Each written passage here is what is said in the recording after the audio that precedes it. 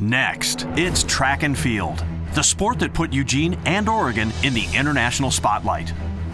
Oregon great Mary Slaney will share how she got into running as a child. Mac Wilkins, from Beaverton High School to University of Oregon to Olympic gold.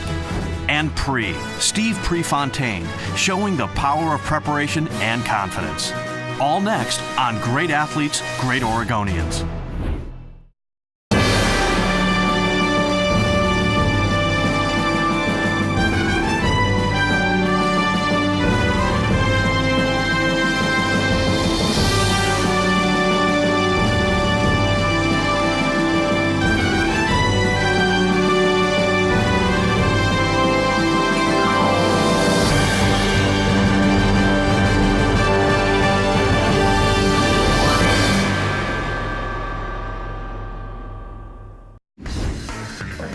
The Oregon Sports Hall of Fame has inducted over 350 world-class athletes. Since 1980, the Hall has held their annual induction ceremony where athletes, teams, and lifetime contributors to sports are nominated, voted for, and perhaps inducted into the Hall.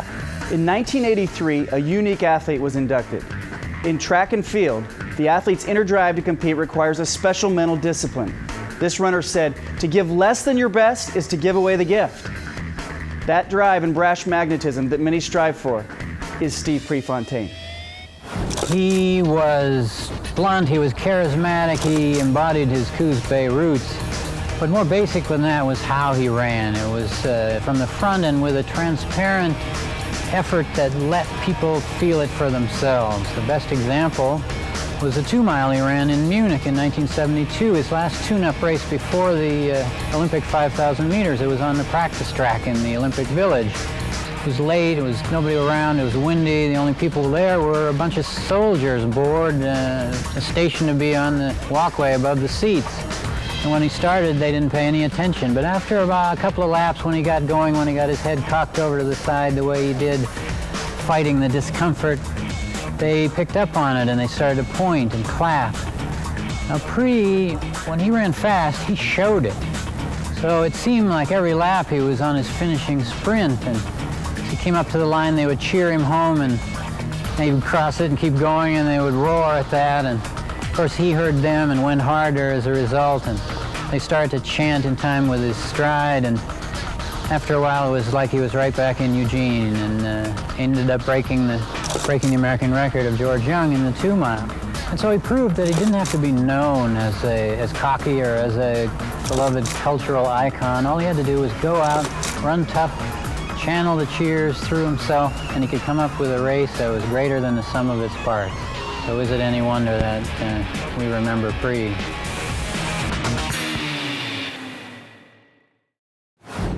She was named top amateur athlete in the country in 1982 and Sports Illustrated Sportsperson of the Year.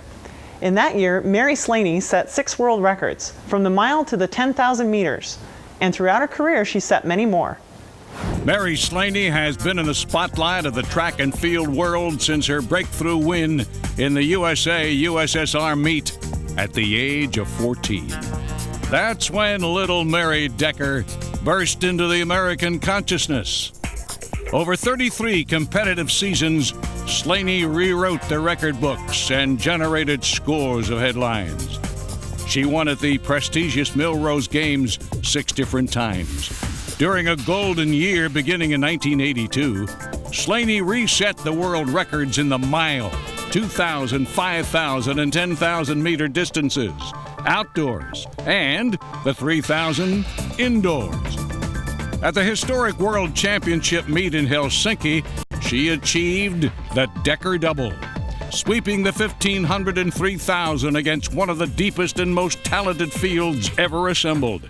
Despite the drama of the '84 games in Los Angeles and a string of injuries, Mary Slaney never wavered in her quest for excellence. And in the end, Slaney would set 53 world and national records at an unbelievable variety of distances. Mary Slaney retains the unique honor of holding every American record from the 800 through the 10,000 meters and qualified for her final Olympics in Atlanta at the age of 37. What prompted you to get into running? How did that begin? It was a complete accident. I didn't know what track and field was. I didn't know what organized running was. I was in 6th grade, so the age of 11. A girlfriend of mine and I went to a Parks and Recreation event in California. And it was cross country. I had no idea what cross country was. None whatsoever, and it was running. We both participated. She dropped out, and I won by a long ways. So I sort of progressed from there. I went to like the county race, and then the state race, and then the national race, and I kept winning these races. So I thought, ooh, this is fun, and it felt really natural. Well, you are a pure delight for the state of Oregon, and congratulations being in the State of Oregon Hall of Fame. Mary Slaney. Thank you. Coming up, the thoughts and stories from the most accomplished distance runner in Oregon history. Great Athletes, Great Oregonians from the Oregon Sports Hall of Fame is sponsored by Nike and by D.A. Davidson, financial advice for the long run.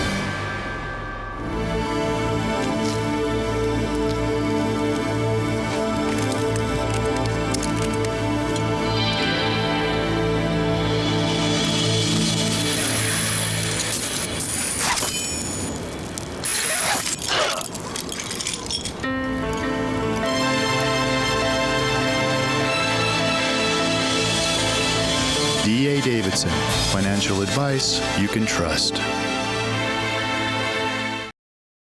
The Oregon Sports Hall of Fame recognizes and celebrates Oregon's rich athletic history. It's built on the premise that the lessons of sport provide a unique opportunity for self-discovery. Through an extensive memorabilia collection and exciting interactive exhibits, the Hall teaches and reinforces character and values. Each year, the Hall commits to lifelong rewards in the form of scholarships awarded to high school student athletes. Contact us about this process and the annual induction ceremony at your Oregon Sports Hall of Fame.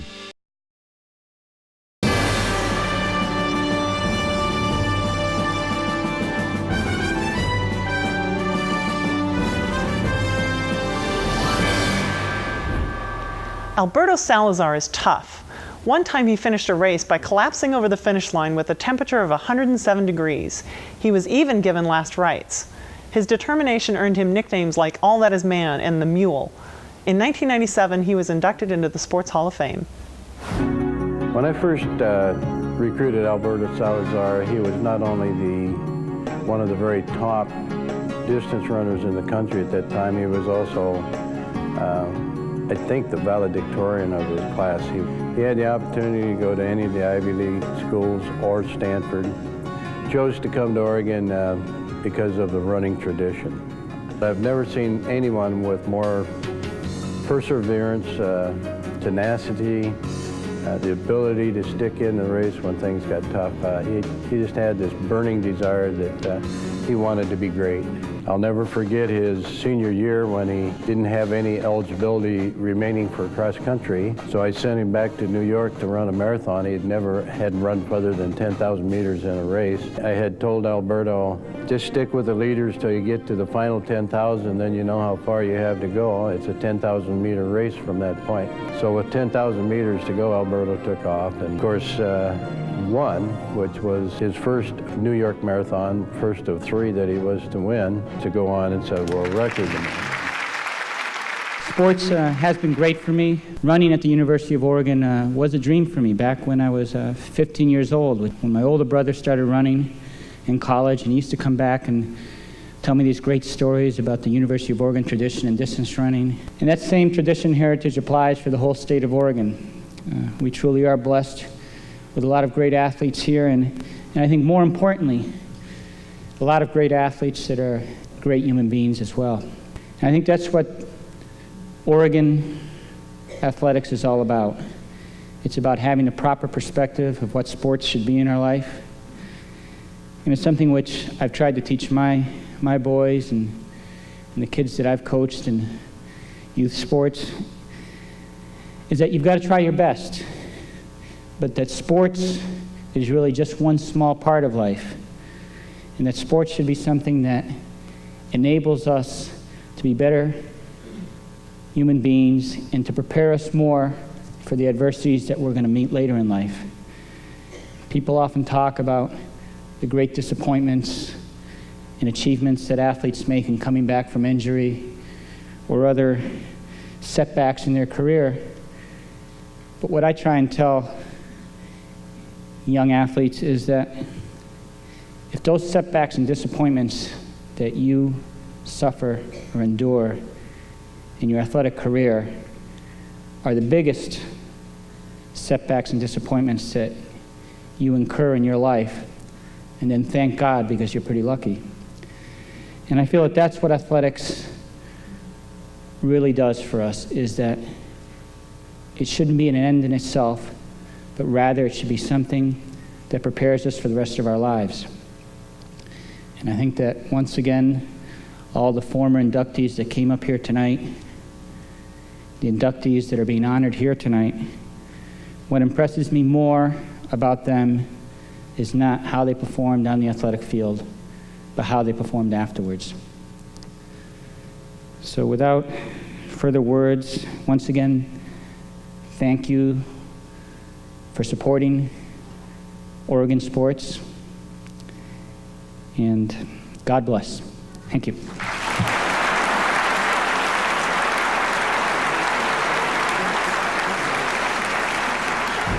The speed, agility, strength, and physics of the discus throw is a science in itself. Being a record holder throughout his life, that pretty much makes Mac Wilkins one of the best ever.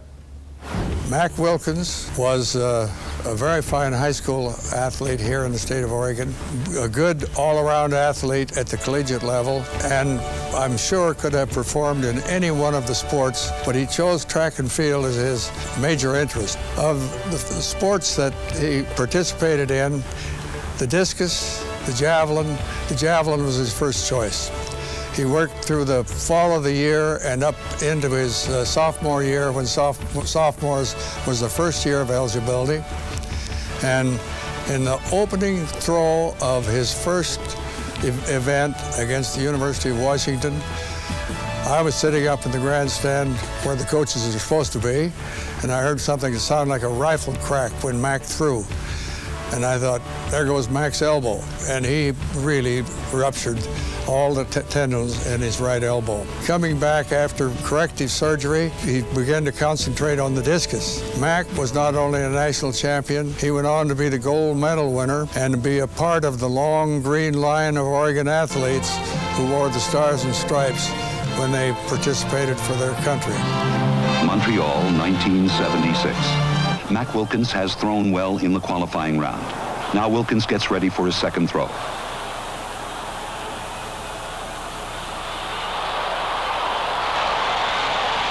(221 feet, 5 inches).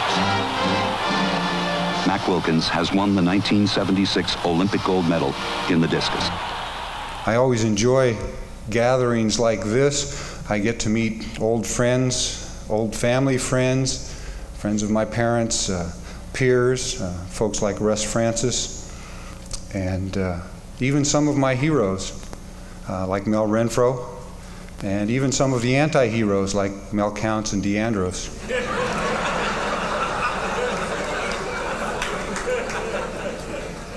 Bygones are bygones, you know, but ducks are ducks and beavers are beavers.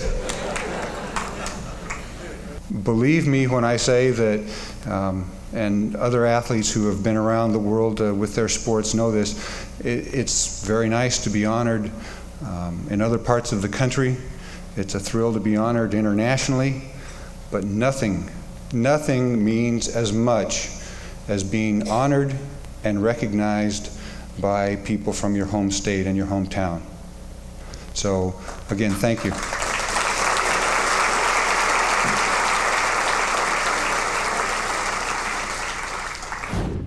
The Oregon Sports Hall of Fame has an extensive track and field collection. A Steve Prefontaine running singlet, a pair of Pre's Nike running shoes with the times from all of the races that he's worn them in.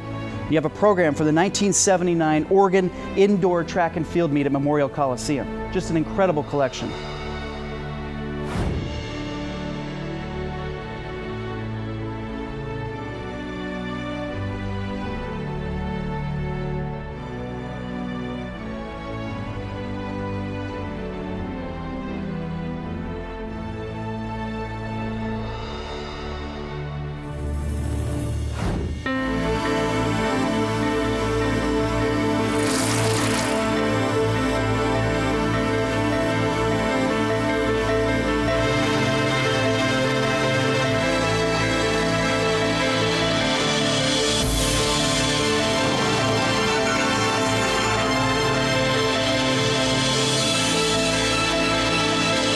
D.A. Davidson, financial relationships built on loyalty. Sports for anyone, girls, women, boys, it's a great opportunity to learn about yourself, push yourself, challenge yourself, but have fun. This is, they pulled the old high jumpers together I guess it's been a year ago, and they were trying to get the jumpers motivated, and they were trying to get the old jumpers to say, give up everything, just do it, just start training, put it all toward, get serious. My message to those people are, if you enjoy it, you'll keep doing it, you'll get something out of it, make sure you're doing it for yourself and not for anybody else. Words to never forget from Joni Huntley. Another Oregon State high jumper who revolutionized high jumping roughly 10 years before Joni was Dick Fosbury. Today, his jump technique is used by most high jumpers. Back in 1968, Fosbury flopped his way to an Olympic gold medal. There were many memorable moments while covering sports for KOIN, KATU, and KEX in Portland. But the most thrilling and one of the most significant came while covering the '68 Olympic Games in Mexico City. But a good friend and wonderful writer, Leo Davis, and I were side by side at the Olympic Stadium when Dick Fosbury not only introduced the Fosbury flop to the world, but set a new Olympic high jump record in the process of winning the gold. Dick self-admittingly was lousy at the straddle, so as a sophomore at Medford, he began from the scissors the evolution that totally revolutionized the event.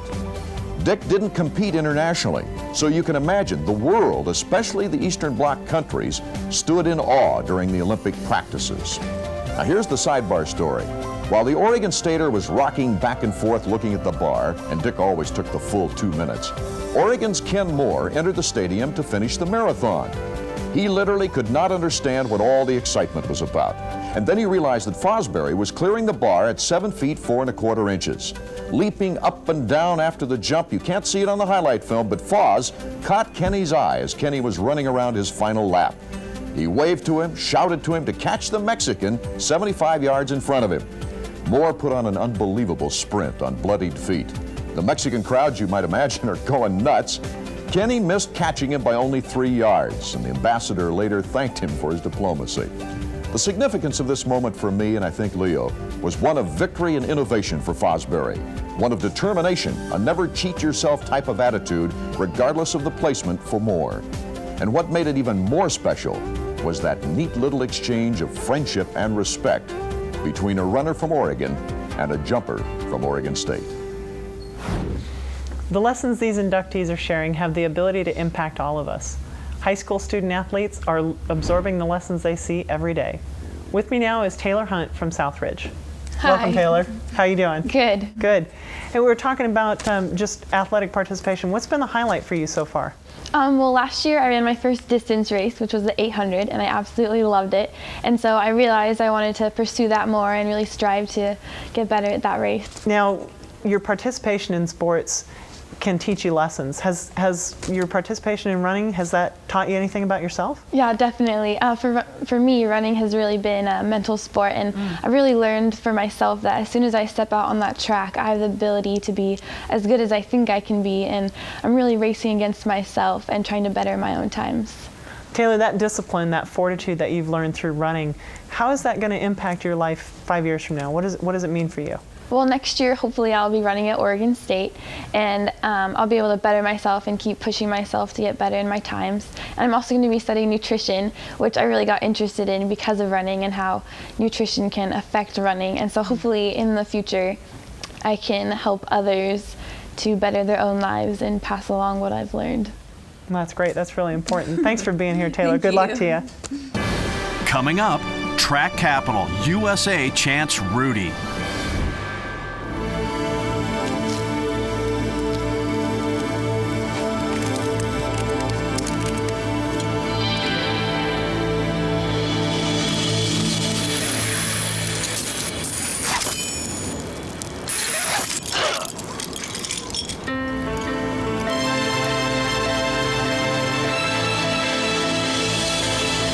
D.A. Davidson, financial advice you can trust. The Oregon Sports Hall of Fame recognizes and celebrates Oregon's rich athletic history. It's built on the premise that the lessons of sport provide a unique opportunity for self-discovery. Through an extensive memorabilia collection and exciting interactive exhibits, the Hall teaches and reinforces character and values. Each year, the Hall commits to lifelong rewards in the form of scholarships awarded to high school student athletes. Contact us about this process and the annual induction ceremony at your Oregon Sports Hall of Fame. Great athletes, great Oregonians. From the Oregon Sports Hall of Fame is sponsored by Nike and by D.A. Davidson. Financial advice for the long run. Good friends with Salazar. Another one of the many versatile distance runners from the University of Oregon is record holder Rudy Chapa. In 2001, Rudy was inducted into the Oregon Sports Hall of Fame. I've known Rudy for approximately 26 years. We met back in 1975, the National Junior Track and Field Championships. We went on as teammates on the national junior team to compete against the Soviet Union and became such good friends that we both decided we wanted to go to the University of Oregon together. He was an NCAA champion as a sophomore at 5,000 meters, and he was also American record holder at 3,000 meters. Rudy was, without a doubt, perhaps the most talented middle distance runner at the University of Oregon that we ever had, with the exception of perhaps Steve Prefontaine. Rudy's career was cut short with a foot injury his junior year. But without that, he would have gone on to become, I think, one of our best Olympic runners of all time. Everything that's happened that's good can all be traced back to my days as a U of O runner. When I think about it, I think of it first and foremost about getting a college education. I was the first person in my family to go to college and get a degree. I was lucky enough to be able to go on to law school and get a law degree. And it's in law school that I met my beautiful wife, Trish. And Alberto, everyone thinks of him as a great marathoner. It's nothing compared to what a great and true and loyal friend he is. I met my coach. He was a guy who, in a very quiet and unassuming way, took me as a boy and made me an adult. I developed relationships with my teammates and with the fans at Hayward Field. It was a special time in a special place, and I'll never ever forget it. It was through my running at the U of O that I developed relationships which really helped me kick off my life after athletics in the business world, and ultimately led me to my association with Nike, a company with its own roots in Oregon track tradition, and truly one of the great companies on the face of this earth. When I sit back and think about everything great that's happened in my life, it all ties back to that one day when I broke through the clouds and saw this great state, and I became an Oregon Duck. On the one hand, reflecting on all this seems awfully self-centered, maybe a little silly, but on the other hand, to take it for granted would be just plain wrong. I'm a lucky, lucky guy, and I thank everyone here for giving me the chance to really step back and appreciate that fact. Thank you very much. John, that running for personal fitness craze, that really sprouted from the drama created by the 1960s Oregon Track and Field program. There's a lot of excitement around that time, around that program. You're born, you crawl, you walk, you run. We've never stopped running in this state, and we do it better than anybody else. This is the epicenter of track and field. It's why I love that the Olympic trials are back in this state. They're where they belong. I played a team sport, but I've always been inspired by the overcoming of one's personal limitations and that strive to overachieve that running inspires in people. Yeah, that's what's beautiful about it. I mean, you could be at the trials or at the Olympics, or you could see a guy running down the street on his lunch hour. It's that struggle against your limitations that I think is beautiful, and it's unique to track and field. You can watch it, you can see it on the runners. It sure is. Catch more stories on Great Athletes, Great Oregonians.